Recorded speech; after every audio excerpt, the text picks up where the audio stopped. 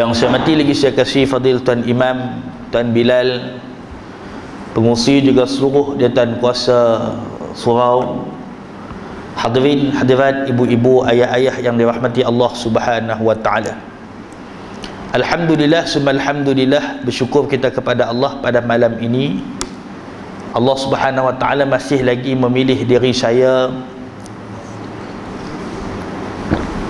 juga ibu-ibu, ayah-ayah yang dirahmati Allah, untuk kita dapat meneruskan pengajian bulanan dalam tafsir surah Yasin.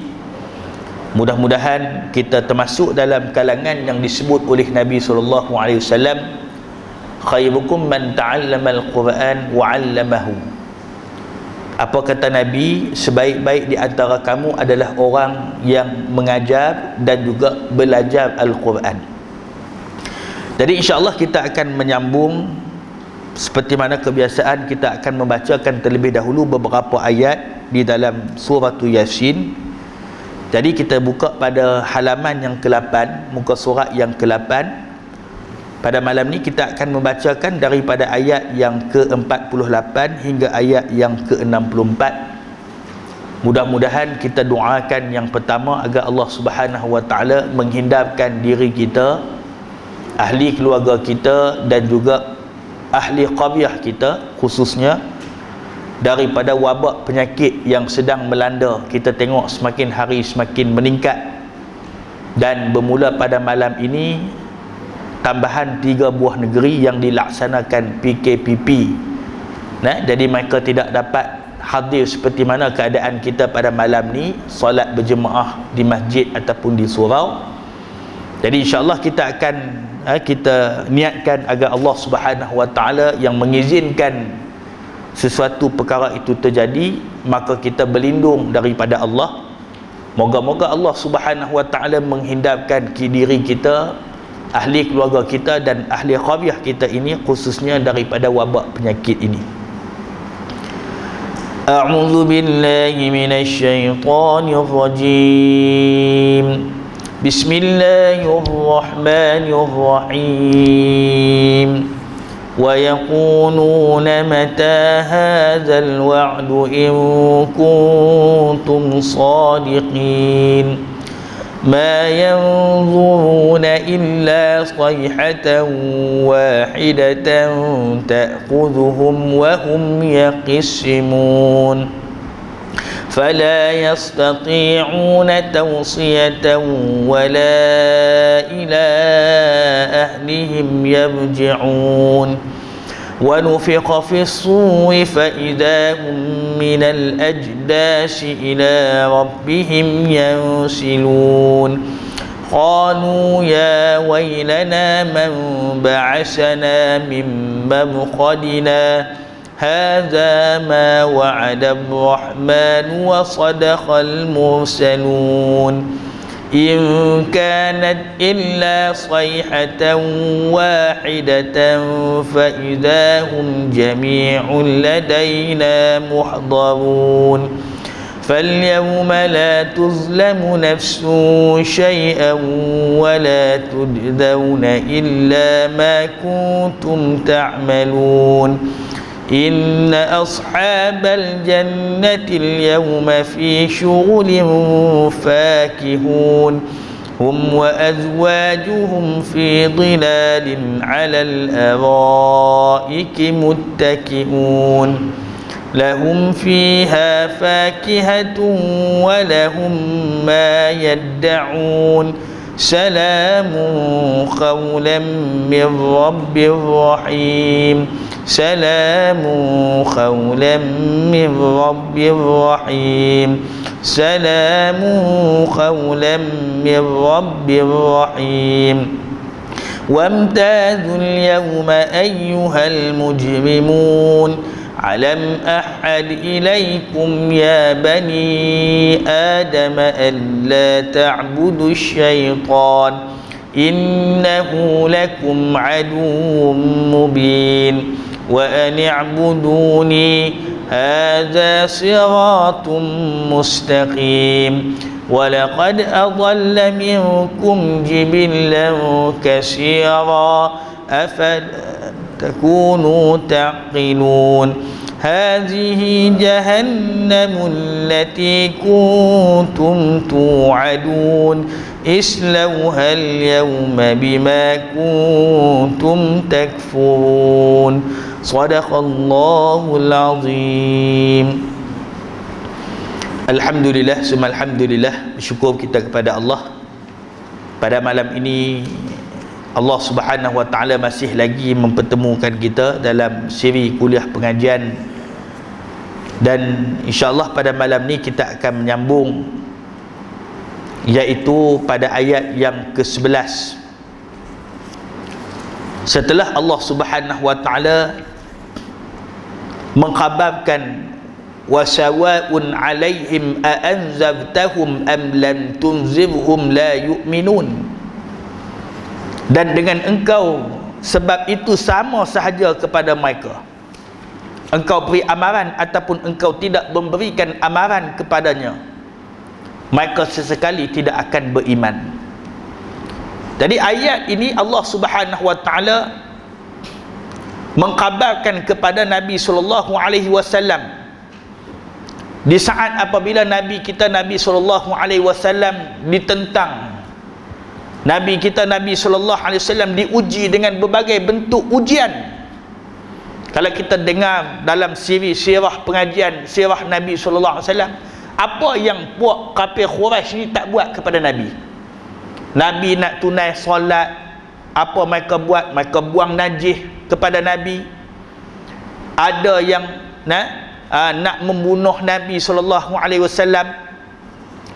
Jadi Allah Subhanahu wa taala mengkhabarkan kepada Nabi sallallahu alaihi wasallam sama ada orang itu telah diberikan amaran ataupun tidak, maka mereka sesekali tidak akan beriman jika mereka telah ditakdirkan oleh Allah Subhanahu wa taala kerana kerasnya hati mereka untuk menerima Islam. Tadi pada ayat yang ke-11 Allah Subhanahu wa taala menyebutkan innama tunziru man ittaba'az zikra wa khashiyar rahmana bil ghaib fabashshirhu bimaghfiratin wa ajrin karim. Sesungguhnya peringatan dan amaran yang berkesan dan mendatangkan faedah hanyalah yang engkau berikan kepada orang yang sedia ada menurut ajaran Al-Quran, serta ia takut, yakni melanggar perintah Allah semasa ia tidak dilihat orang dan semasa ia tidak melihat azab Allah.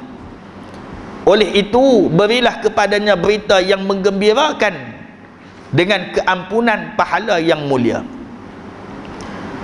Jadi kata musannif, sesungguhnya amaran dan peringatan kamu itu wahai Muhammad hanya berkesan dan mendatangkan faedah kepada orang yang beriman yang mempunyai dua sifat yang utama. Dalam ayat ini Allah Ta'ala sebut kepada manusia dua sifat ini ada wujud kepada orang yang beriman, dan apabila manusia ada dua sifat ini, maka setiap peringatan itu akan memberikan manfaat kepada diri dia. Kan? Saya ambil contoh dalam sebuah kelas, kan? Guru yang sama mengajar, kelas yang sama, waktu pengajian yang sama, tapi ada budak nakal, ada budak yang berdisiplin. Adakah kita nak kata guru tu tak bagus mengajar? Tetapi ada budak yang baik, ada budak yang berdisiplin. Bahkan dalam kelas yang sama juga ada budak yang nakal.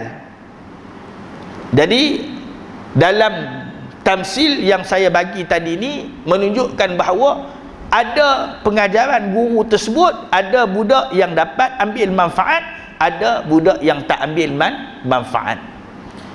Maka dalam ayat ini Allah Subhanahu wa taala menyebutkan dengan jelas dua golongan yang akan dapat manfaat daripada peringatan, yakni peringatan daripada ayat-ayat Allah, juga peringatan daripada kalam kata-kata Nabi sallallahu alaihi wasallam. Yang pertama, manittaba'az zikra, orang yang beriman yang bersedia menurut ajaran Al-Quran, yang beriman dengan Al-Quran, beramal dengannya, serta patuh melaksanakan hukum-hukum Allah yang terkandung di dalamnya. Ini disebut. Yang pertama kata musannif, iaitulah mereka yang beriman menurut ajaran Al-Quran, beriman dengan Al-Quran dan beramal dengannya. Dan bukan disebut menghafaz Al-Quran. Ada orang hafaz Al-Quran tapi dia tak amal apa yang Allah Ta'ala sebut dalam Al-Quran. Ada orang dia belajar Al-Quran, tetapi dengan belajar Al-Quran itu dia semakin jauh daripada Allah Subhanahu Wa Ta'ala. Bahkan kalau kita tengok ada orientalis barat misalnya, mereka tuan-tuan menghuraikan isi Al-Quran itu, kadang-kadang orang Islam sendiri pun tidak boleh menghuraikan seperti mana yang mereka hurai. Tetapi kerana mereka tidak beriman kepada Allah dan mereka tidak beramal dengan ayat-ayat Allah Subhanahu Wa Ta'ala. Saya teringat ada seorang sahabat, dia pergi mengaji di luar negara dah. Jadi hadirin nanti Allah, bila sesi suai kenal dengan musyrif, dengan supervisor, dengan penyelia, maka dia diminta untuk baca satu matan hadis. Dan kita belajar hadis ni, kita baca matan. Maka baca-baca tu ada tersalah beberapa ayat, ditegur oleh musyrif tersebut. Rupa-rupanya tuan-tuan, musyrif tadi ni dia bukan beragama Islam, tapi dia menghafal ratusan malah ribuan hadis Nabi SAW. Masya Allah. Jadi nak cerita dia, ada orang yang tidak beriman kepada Allah tapi dia boleh menghafaz. Kadang-kadang kita tengok ada kawan-kawan kita kan, walaupun nama dia Ahmeng, Ahcong, tapi baca Fatihah dia lancang lagi kan, dia boleh baca. Kadang-kadang dia main saja-saja Assalamualaikum saja kan, nak main. Jadi hadirin dari Allah Subhanahu Wa Ta'ala, yang pertama manfaat ni diterima kepada siapa? Kepada mereka yang menerima dan juga beriman dengan ayat-ayat Allah Subhanahu Wa Ta'ala. Sebab tu hadirin yang dirahmati Allah, maka disebut oleh musannif, mereka juga melaksanakan hukum-hukum Allah yang terkandung di dalamnya. Dan ada orang tuan-tuan, dia mengaku dia Islam, tapi bila mana ada perintah-perintah kan, misalnya kita dalam dalam keadaan sekarang, Allah Ta'ala menyebut wa halallahu al-bay' wa harrama riba. Allah Ta'ala menghalalkan al-bay'. Apa dia al-bay'? Jual beli, dan mengharamkan riba. Tapi berapa banyak dalam kalangan masyarakat kita tuan-tuan yang masih lagi terlibat dengan riba kan? Kenderaan dia daripada sumber riba, pakaiannya daripada sumber riba, malah kediaman dia daripada sumber riba. Maka ada dalam sebuah hadis Nabi SAW, Nabi SAW cerita doa ini tidak akan dimakbulkan daripada sumber yang haram.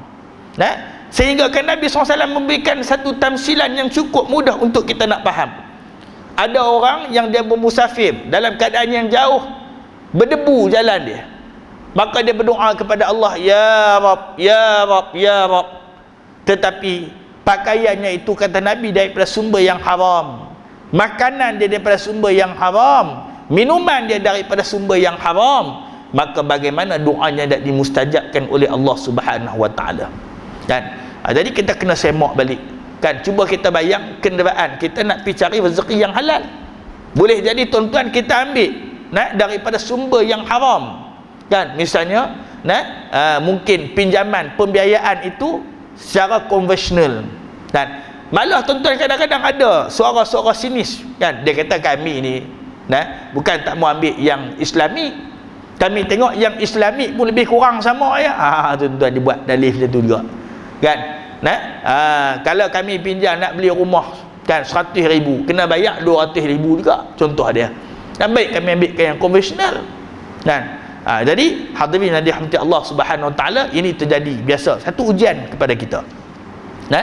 Sedangkan dalam pembiayaan Islam itu ada kriteria-kriteria yang tertentu. Sebab setiap bank-bank di negara kita ini ada dipanggil sebagai penasihat syariah kan. Penasihat syariah ni tuan-tuan, dia akan tengok produk-produk yang dikeluarkan. Walaupun kalau kita tengok secara mata akalnya, biasalah kan, bila kita pinjam dalam jumlah, kena bayar dalam jumlah yang besar. Sebab mereka tuan-tuan, mereka menjalankan perniagaan kan, mereka nak kena bayar gaji pekerja kan, mereka ada kos-kos yang tertentu Maka hadirin yang dirahmati Allah Subhanahu taala, itu beza antara orang yang beriman dengan ayat Allah dan orang yang tidak beriman dengan ayat Allah Subhanahu wa taala. Boleh jadi juga selain daripada perintah yang termaktub di dalam riba, boleh jadi ada tentang hukum-hukum Allah Subhanahu wa taala. Boleh jadi tuan-tuan, kita tengok sekarang ni ada usaha-usaha nak mempertikaikan apa yang telah disuruh oleh Allah taala di dalam Al-Quran. Allah Ta'ala minta untuk taat kepada suami. Dia kata, lah ni zaman lah ni suami ni kerja lekeh daripada kami lagi, buat apa nak taat? Dan Allah Ta'ala minta untuk kita menutup aurat. Boleh jadi ada golongan-golongan tertentu tuan-tuan, apa dia buat? Dia mengatakan dulu ni bolehlah kena tutup aurat, kena tutup tudung, kena pakai tudung, kena tutup dada. Sebab apa? Dulu ni padang pasir berdebu. Dia buat ada dalil-dalil mereka. Kalau ni kami kerja dalam penghawa dingin, kami kerja pula kerja yang bagus. Bila kerja bagus dapat pendapatan yang banyak, kami buatlah rebonding lah macam-macam. Jadi nak kena tunjuk pada orang. Maka hadirin yang dirahmati Allah Subhanahu Wa Taala, kalau kita tengok apa yang berlaku pada waktu dan ketika ini, kita tengok gejala sosialnya, jenayahnya, antaranya kenapa? Kerana manusia itu tidak mengamalkan ajaran yang dibawa oleh Allah Subhanahu wa taala. Apa yang terdapat di dalam Al-Quran. Allah Taala mengharamkan al-khamr wal maisir, arak dan juga judi tuan-tuan. Kita tengok tempat kita Pulau Pinang ni, berapa banyak kejadian-kejadian pemandu-pemandu mabuk, sehingga menyusahkan orang lain. Maka agama ini tuan-tuan adalah sebagai panduan, ataupun agama ini memandu manusia mengamalkan kehidupan mereka di atas muka bumi ini. Dan golongan yang kedua yang mendapat manfaat pada halaman yang ke-40 disebutkan oleh musannif, wa khasyar rahman bil ghaib, dan ia juga tetap takutkan Allah ketika ia tidak dilihat orang. Tuan-tuan, dalam keadaan dia beriman, dia bertakwa. Takwa ni takut kepada Allah. Dalam keadaan apa? Yang pertama, dia tidak dilihat oleh orang. Bukan waktu orang ada dia semayang, kami semayang. Tapi bila orang tak ada, orang bukan nampak aku pun, biar. Ataupun tuan-tuan, dia sebagai seorang pemimpin. Bila di hadapan orang, boleh jadi tuan-tuan, cerita.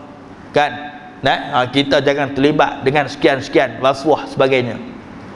Tapi bila mana tuan-tuan dihidangkan ujian di depan mata dia, maka tuan-tuan, saya pernah jumpa ada seorang kontraktor, dia cerita lah.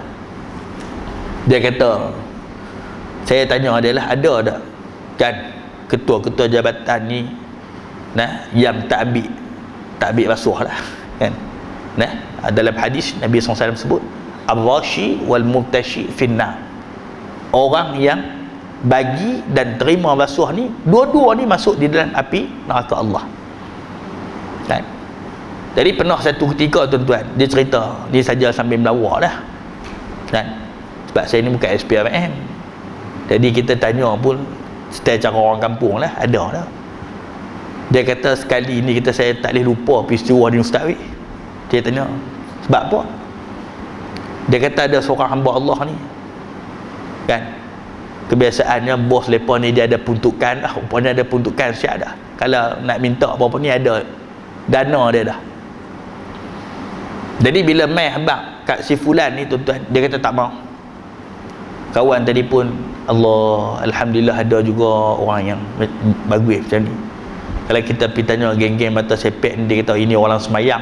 Orang semayang ni bagus lah, rupanya tak mau ni tuan-tuan. Bukan tak mau ambil, tak mau tu sebab jumlah tu sikit tuan-tuan. Dia main dia tu lah, dia main 3 kali tak mau. Rupanya tak mau tu nak suruh up lagi harga. Ada juga macam tu dia kata, jadi kita berlindung. Jadi yang pertama bukan kerana takut, kerana tidak dilihat oleh orang lain. Sebab tu antara ciri-ciri orang munafik ni, dia melakukan satu benda tu kerana manusia. Kadang-kadang bila kita buat kerja kerana manusia, contohlah kita dalam bekerja di mana-mana institusi lah, kita buat kerana bos kita. Tengok bos kita ni tuan-tuan, tak peduli pun kat kita, tak bagi pun, kita duk ingatkan tahun ni aku boleh dapat lah anugerah perkhidmatan cemerlang. Tengok dia bagi kat orang lain, Kita duk ingat dapat dah kat kita, hari kita ni pagi-pagi pun piawai, dah piawai pula tolong angkat beg bawah pula. Kan? Nah, tengok-tengok tak dapat, maka apa yang berlaku? Kita akan jadi benci pada orang tersebut. Tapi kalau seseorang tu dia buat kerana Allah Subhanahu Wa Taala, biarlah. Kan? Tak dapat pengiktirafan pun tak apa, tapi Allah Taala tahu. Kita dah belajar dalam surah Yasin. Nanti kita akan tengok pada ayat yang setiap tangan dan kaki kita ni akan jadi saksi di atas perbuatan kita. Maka orang yang beriman, dia akan menganggap bahawa apa yang dia lakukan itu adalah mendapat pemerhatian di sisi Allah Subhanahu Wa Taala, walaupun manusia tak dapat pengiktirafan. Nah, sebab tu tuan-tuan, beza kan kasih sayang Allah dan juga makhluk. Nah, antaranya kata ulama, antara beza yang besar manusia ni tuan-tuan secara fitrahnya, kan? Nah, kalau contohlah kita buat kebaikan, ribuan kebaikan. Contoh, kita ada kawan, dia susah kita tolong, dia ada masalah kita selesai. Sekali tu tuan-tuan kita tersalah, nama pun manusia, kan? Manusia ni asal daripada perkataan nasya. Nasya ni lupa, kan? Jadi bila tersalah ni, kebiasaan manusia ni dia akan ingat yang mana? Dia akan ingat yang satu kesalahan ini dan dia melupakan jutaan kesalahan yang kebaikan yang lain. Tapi Allah Subhanahu Wa Taala tidak, ibu-ibu, ayah-ayah. Nah, walaupun jutaan maksiat yang kita lakukan kepada Allah, tetapi dengan satu kali kita bertaubat kepada Allah, dan taubat itu adalah taubatun nasuha, maka Allah Ta'ala akan terima taubat yang kita lakukan. Nah, Allah Subhanahu Wa Ta'ala tidak lagi memandang dosa-dosa yang kita lakukan kepada Allah Subhanahu Wa Ta'ala. Sebab tu Allah Ta'ala sebut, innallaha yuhibbut tawwabin wa yuhibbul mutatahhibin. Sesungguhnya Allah Ta'ala ni suka, hubbu ni suka, sayang kepada siapa? Kepada orang yang bertaubat. Nah, wa yuhibbul mutatahhibin, dan juga kembali menyucikan dirinya. Nak cerita tuan-tuan kisah tentang orang yang bertaubat. Nah, saya pernah hadir satu kursus tu untuk pembimbing kami, nak jadi untuk penceramah bagi kursus jenazah, tuan-tuan. Jadi pembimbing ni dia pengalaman lama dah, nah, daripada raja, keturunan kebabat raja sampai orang biasa ni, dia mahir lah dalam selok belok pengurusan jenazah ni. Jadi saya pun sekali saya tanya pada dia, ada tak pengalaman-pengalaman yang mengisahkan ketika mana menguruskan jenazah, kan? Sebab urus jenazah ni bukan senang, tuan-tuan. Dan kadang-kadang jenazah yang kita nak urus tu jenazah yang terlibat dalam kemalangan. Kita nak kena jaga, ambil satu-satu, macam-macam lah. Jadi apa yang dimaklumkan oleh ustaz tadi ni, dia mengatakan pernah satu ketika dia urus jenazah HIV AIDS. Dalam siri ceramah, biasanya dia akan ada pembentangan tentang pengurusan jenazah penyakit berjangkit, kan? Kalau kita tengok COVID pun samalah. Jadi kalau HIV AIDS ni, dia menggunakan klorok peluntur, dan pakaian pun lebih kurang macam angkasawan jugalah, PPE tu. Saya pernah terlibat sekali. Jadi hadirin nanti Allah Subhanahu Wa Taala, bila mana mereka ni pengalaman dia lah, bila mana mereka uruskan jenazah tersebut, asalnya kebiasaan kalau orang yang kena HIV AIDS ni, kalau yang peringkat kronik tu, dia akan berkudis, kan? Dia akan berkudis, kudis, macam kita tengok kudis buta. Tapi takdir Allah Subhanahu Wa Taala, bila mana waktu dia nak dimandikan, sebelum nak dikafankan, kulitnya itu dalam keadaan yang elok, Masya Allah, dan jenazah itu dalam keadaan yang tersenyum, kan? Jadi ustaz tadi dia pergi tanya pada pihak pengurusan penjara, kami ni nampak pelik ni. Maka rupanya bila mereka tanya kepada banduan-banduan di sel-sel lain, maka setiap malam mereka dengar bekas banduan ini yang juga pesakit HIV ini, rupa-rupanya tuan-tuan hadirin yang dirahmati Allah Subhanahu Wa Taala, dia sentiasa bangun untuk menunaikan solat malam. Dia bertaubat kepada Allah akan dosa-dosanya yang lampau, Masya Allah, kan? Itu disebut husnul husnul khatimah. Kan itu kita doa tadi, imam doa kita aminkan, Allahumma khtim alaina ya Allah bi husnil khatimah wa la takhtim alaina ya Allah bi su'il khatimah. Nah, dalam hidup kita ni yang penting adalah pada peringkat akhir kan. Sebab tu jangan kita sombong waktu kita hidup dalam keadaan di atas dunia ni. Boleh jadi bila-bila masa Allah Ta'ala akan tarik nikmat kemuliaan ketika mana kita nak ditiup ataupun ketika mana kita nak dimatikan oleh Allah Subhanahu wa Ta'ala. Tu boleh jadi ujian kan, ujian takabur, ujian riak, ujian sombong kan, ataupun kita merasakan kita saja bagus, orang lain tidak.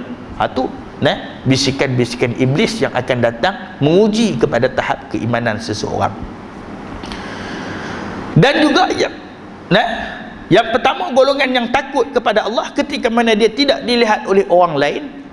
Dan yang kedua, kata musannif, iaitulah dia tidak melihat azab Allah Subhanahu wa Ta'ala, yakni bagaimana azab api neraka Allah Subhanahu wa Ta'ala.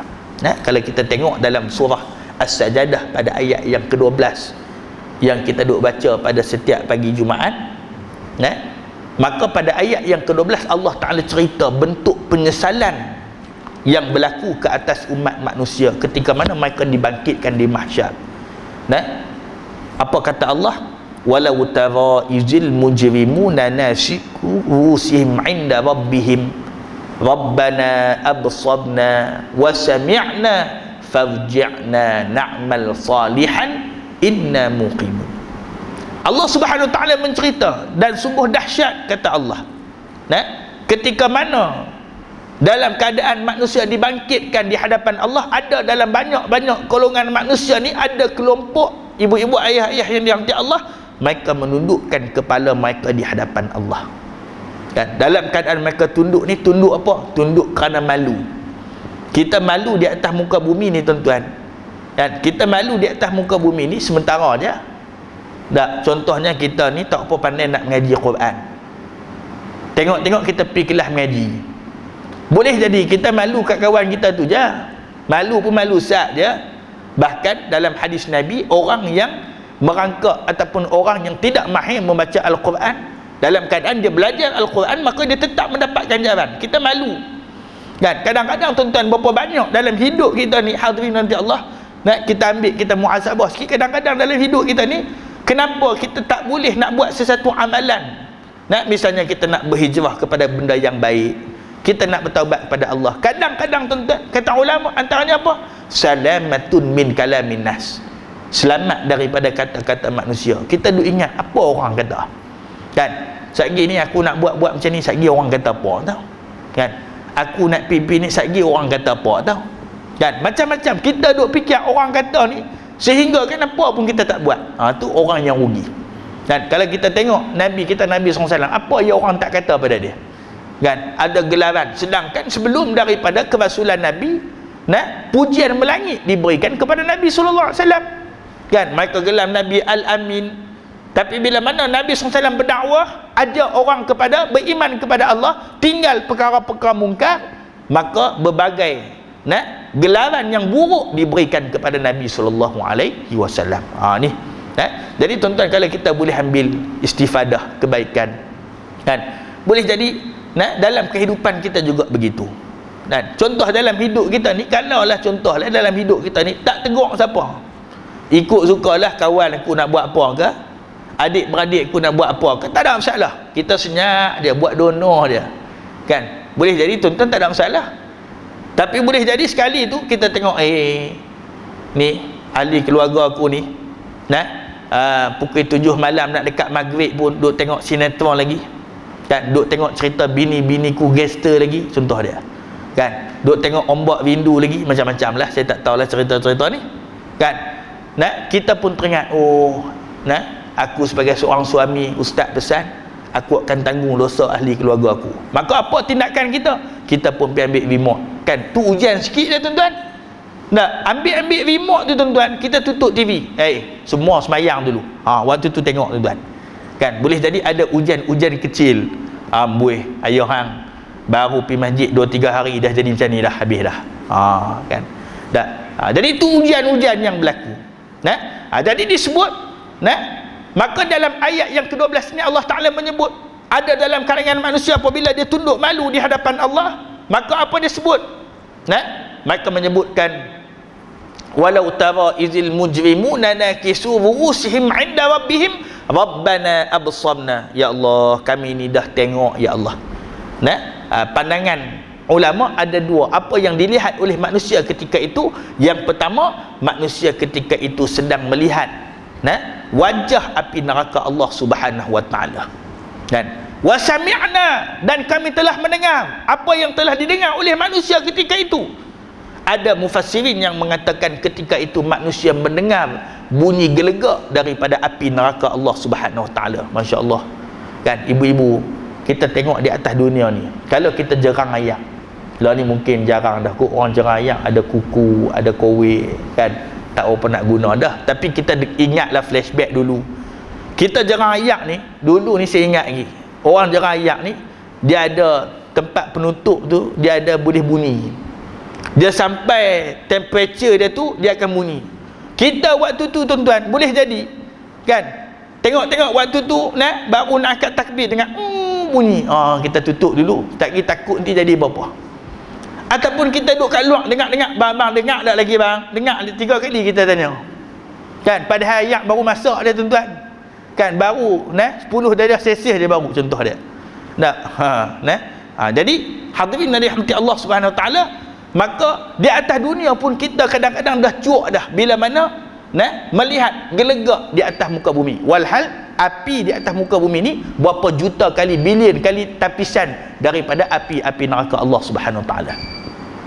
Yang kedua, kata sebagian mufassirin, apa yang mereka dengar iaitulah bunyi rabungan penghuni-penghuni neraka Allah Subhanahu wa taala diazab oleh Allah ketika mana mereka berada di dalam api neraka. Allah.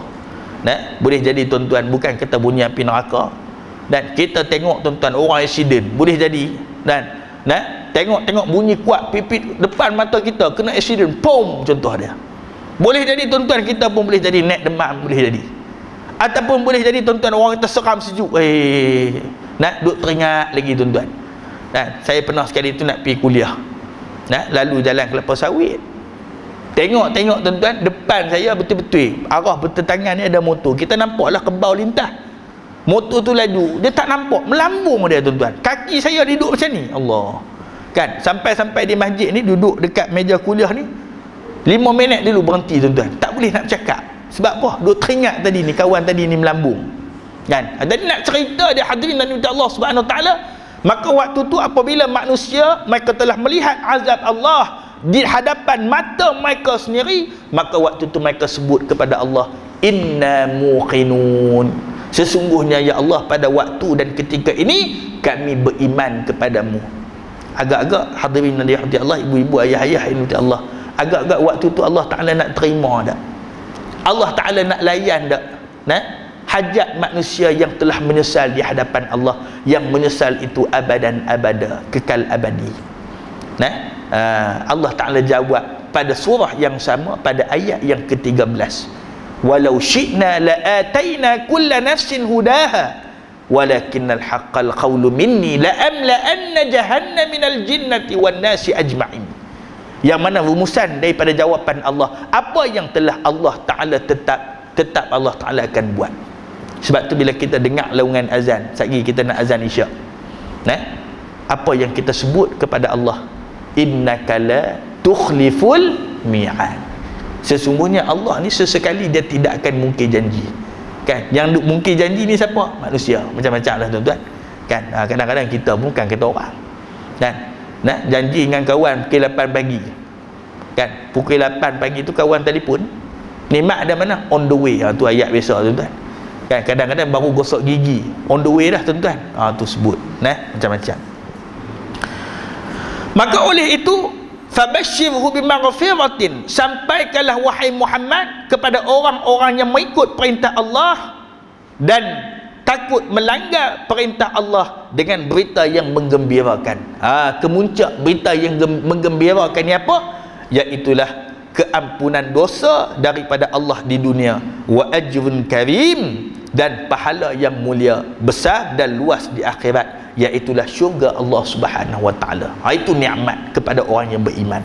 Sebab tu tuan-tuan, dalam banyak-banyak doa, ketika mana Sayyidatina Aisyah dia tanya kepada Nabi, wahai Rasulullah, kalau aku dah jumpa malam Al-Qad, apa yang aku nak kena minta? Malam Al-Qad ni tuan-tuan, lebih baik daripada 1000 bulan, kan? Maka hadirin yang dirahmati Allah Ta'ala, Sayyidatina Aisyah isteri Nabi ni tanya, kalaulah waktu tu aku bertemu dengan malam Al-Qad, apa yang aku nak kena mohon kepada Allah Subhanahu Wa Ta'ala? Maka Nabi SAW mengajarkan satu doa yang kita selalu amal, terutamanya setiap malam dalam bulan Ramadan.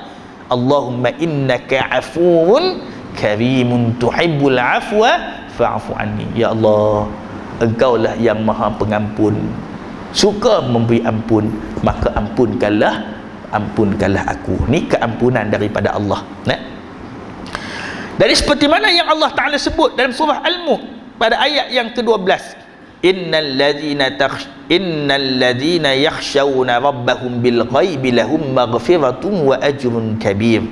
Sesungguhnya orang-orang yang takut, yakni melanggar hukum Tuhannya semasa mereka tidak dilihat orang, dan semasa mereka tidak melihat azab Tuhan, mereka boleh keampunan dan pahala yang besar. Ini janji Allah Subhanahu Wa Ta'ala. Manusia yang ada dua ciri ni, yang pertama, dia melakukan ibadat itu bukan kerana manusia, dia tidak melakukan dosa bukan kerana manusia ada di depan dia, walaupun manusia tak ada dalam rumah dia ke, dalam tandas dia ke, kan? Kalau ambil contoh yang mudah tuan-tuan, gejala vandalism, kan? Dalam tandas ni mungkin tak ada CCTV, tak ada orang nak tengok, kan? Kalau orang yang beriman ni, dia masuk dalam tandas, dia flush balik, dia bersih balik, dia tak buat conteng-conteng, dia tak buat khianat, kan? Kadang-kadang kita tengok sedih tuan-tuan, kadang-kadang pilih paik ni berapa ringgit dah tuan-tuan, kadang-kadang ada yang tu borang balas tuan-tuan akhir zaman, kan? Bahkan tuan-tuan, di masjid pun, di surau pun kita tengok, Masya Allah, kadang-kadang tuan-tuan ada orang yang dah tak malu dah, kan? Ada sebuah masjid cerita saya, mereka ni tak mau buat dah gerabak rezeki. Tuan-tuan pernah tengok tak gerabak rezeki? Sini ada tak, kan? Dia tak barang siapa, sini semua kaya-kaya dah, kan? Kalau jenis di kampung ada satu masjid tu, musim masjid, dia kata kami tak mau buat dah ustaz. Mereka tengok, mereka kumpul beras, kan? Bubuhlah gula serba sikit. Ada seorang hamba Allah ni tuan-tuan, tak ada hati perut. Apa dia buat tuan-tuan? Dia bawa van, bukan bawa kereta, bawa van. Dia ambil semua lingkup seorang dia je habis. Kan? Dia kata kalau 3 kali buat macam ni, habis kat dia seorang, kan? Jadi tu, kan, boleh jadi di depan manusia. Maka hadirin yang dirahmati Allah Subhanahu Wa Ta'ala, pengajaran daripada ayat yang ke-11 ini, yang pertama adalah amaran dan tazkirah ini hanya berfaedah kepada orang yang bersedia menerima teguran dan juga nasihat. Sebab tu Allah Ta'ala menyebut, fazakir wa inna zikra tanfa'ul mu'minin, dan berilah peringatan, kerana peringatan itu tanfa'ul mu'minin, amat berguna kepada siapa? Kepada orang yang beriman. Jadi bila kita faham ayat ni, maka orang yang beriman ni dia kena amal dua benda. Yang pertama, dia kena mendengar peringatan, dan yang kedua, dia menerima peringatan, kan? Ada orang tuan-tuan, dia boleh bagi peringatan, tapi orang bagi peringatan pada dia tak boleh. Ada juga, kan? Dia cerita ke orang macam-macam, sekian-sekian, tengok sekali itu tuan-tuan, orang nasihat dia, kan? Tak boleh, marah balik pada orang tu, tak jadi. Yang ni bukan ciri orang yang beriman. Yang kedua, iaitulah manusia yang mentaati seluruh perintah Allah dan meninggalkan segala larangannya akan beroleh keampunan dan juga dibalas dengan syurga daripada Allah Subhanahu Wa Ta'ala. Ini ganjaran dalam kehidupan kita, kan?